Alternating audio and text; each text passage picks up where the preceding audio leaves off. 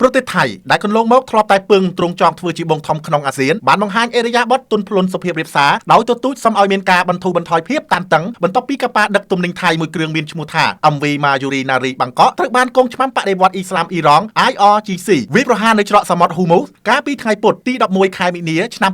2026ឆាប់ឆេះយ៉ាងសន្ធោសន្ធៅបណ្ដាឲ្យខូចខាតយ៉ាងដំណំបង្ខំឲ្យនាវិកលោតទឹកដើម្បីរក្សាជីវិតជាលទ្ធផលនាវិកនៅលើកប៉ាល់ថៃ MV Mayuri Nari Bangkok ចំនួន20នាក់ត្រូវបានអាជ្ញាធរនៃប្រទេសអូម៉ង់ជួយសង្គ្រោះគណៈ3នាក់ទៀតបាត់ខ្លួនក្រសួងការបរទេសថៃជំរុញឲ្យគ្រប់ភាគីទាំងអស់រក្សាភាពអត់ធ្មត់និងវិលត្រឡប់មករកការសន្ទនាវិញដើម្បីទប់ស្កាត់ការកើនឡើងភាពតានតឹងបន្ថែមទៀតនេះបើយោងតាមការចុះផ្សាយរបស់កាសែតថៃខាសតនៅថ្ងៃប្រហ័សទី12ខែមីនាឆ្នាំ2026នេះទាក់ទិននឹងករណីវាយប្រហារកប៉ាល់ថៃសារព័ត៌មានរដ្ឋអ៊ីរ៉ង់បានចេញផ្សាយថាកងឆ្មាំបដិវត្តអ៊ីស្លាមអ៊ីរ៉ង់ IRGC ពិតជាបានវាយប្រហារទៅលើកប៉ាល់ដឹកទំនិញថៃប្រកបមែនដោយសារតែកប៉ាល់ថៃជជែករឹងរូសមិនព្រមស្ដាប់ការព្រមានហើយថែមទាំងគឿនឧត្តមនាវីឯកបារ៉ាច់រតនាឆៃយ៉ាផានអ្នកនាំពាក្យកងទ័ពជើងទឹកភូមិន្ទថៃបានបញ្ជាក់ថាកប៉ាល់ដឹកទំនិញថៃ MV Mayuri Nari បានរងការវាយប្រហារដោយការបន្ទុះនៅក្នុងដែនទឹកក្បែរច្រកសមុទ្រ Hormuz ហើយបានតាក់ទងប្រទេសអូម៉ង់ដើម្បីសុំជំនួយបន្តស្វែងរកនាវិកថៃចំនួន3នាក់ដែលបាត់ខ្លួន